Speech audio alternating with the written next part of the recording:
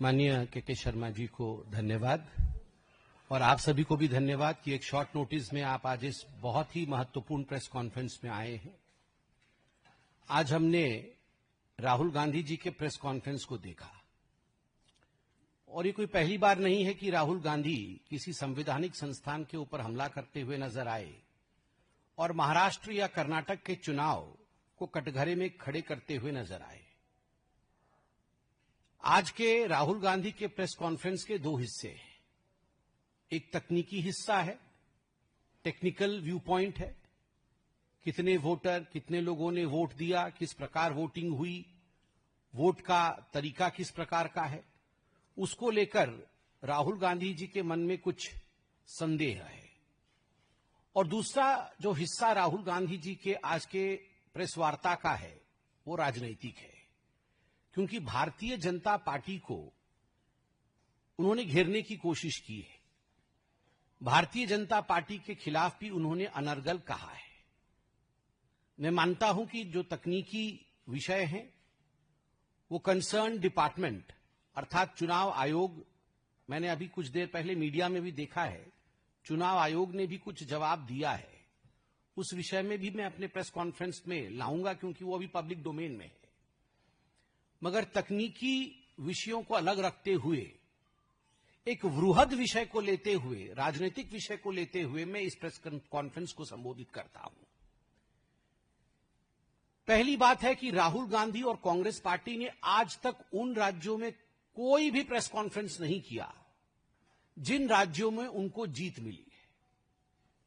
ये जो मीठा मीठा गपगप और कड़वा कड़वा थू थू, यह जो सिलेक्टिविटी है कि हम सिलेक्टिव आउटरीच दिखाएंगे, यह भी भारत की जनता देख रही है। आप हिमाचल में जीतते हैं तो उस समय तो नहीं कहते हैं कि इलेक्शन कमीशन ने अच्छा काम किया, उस समय तो आप नहीं कहते हैं कि इलेक्शन कमीशन ने कहीं ना कहीं फर्जीवाड़ा किया, उस समय आप फर्जीवाड़ा आपको नजर नहीं आता है या आप बधाई भी नहीं देते हैं, उस समय आप न्यूट्रल हो जाते हैं।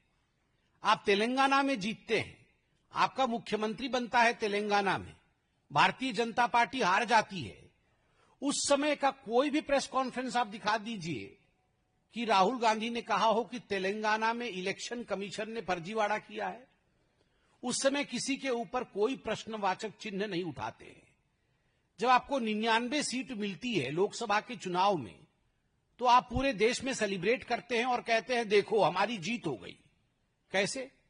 यदि देश का लोकतंत्र हार गया, यदि देश का चुनाव आयोग ही कॉम्प्रोमाइज्ड है आपके कहने के मुताबिक, तो आप सेलिब्रेट किस बात का कर रहे हो कि हम जीत गए हैं, हमें अधिक सीटें मिली है। तो कहीं ना कहीं एक सिलेक्टिव आउटरीच कांग्रेस पार्टी और राहुल गांधी में देखने को मिलता है।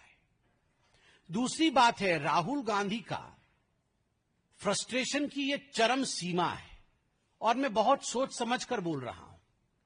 आज जिस प्रकार के शब्दों का प्रयोग किया गया है, मैं तकनीकी विषय पर तो आऊंगा, मगर आज पहली आपत्ति मैं दर्ज करता हूं कि चुनाव में हार जीत ये लगी रहेगी। सबसे बड़े समय के लिए यदि विपक्ष में किसी पार्टी ने समय बिताया है तो मेरा मानना है जनसंघ भारतीय जनता पार्टी है। हमारी पार्टी ने सबसे बड़े कालखंड के लिए विपक्ष के रूप में जिम्मेदारी संभाली, मगर कभी भी कोई भी ऐसा वाकया नहीं हुआ। कई बार हमने भी प्रेस कॉन्फ्रेंस किया है, मगर कभी भी ऐसा नहीं हुआ कि इलेक्शन कमीशन के, चुनाव आयोग के अधिकारियों को धमकाने का काम हमारे किसी नेता ने किया हो। आज के शब्द क्या थे राहुल गांधी जी के? राहुल गांधी जी के शब्द थे, यदि मेरे प्रेस कॉन्फ्रेंस के ऊपर जवाब नहीं आया तो there will be serious consequences, बहुत घातक परिणाम होंगे।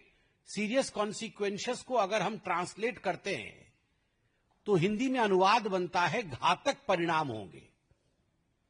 क्या घातक परिणाम होंगे? उन्होंने यह भी जस्टिफाई किया कि एक दिन ऐसा आ सकता है कि जब हम ऑपोजिशन वाले, अभी भी उनके मुंह में खुद ही कांग्रेस पार्टी के सर्वोच्च नेता के मुख से यह नहीं निकल रहा है कि एक दिन ऐसा भी आ सकता है कि कांग्रेस पार्टी सरकार बना सकती है। He lacks confidence to that extent. उस हद तक उनके मन के अंदर कॉन्फिडेंस और विश्वास नहीं है कि कांग्रेस पार्टी कभी भविष्य में सरकार बना सकती है। वो आज भी कह रहे हैं कि ऐसा समय आ सकता है कि भविष्य में ऑपोजिशन कभी सरकार बना सकती है।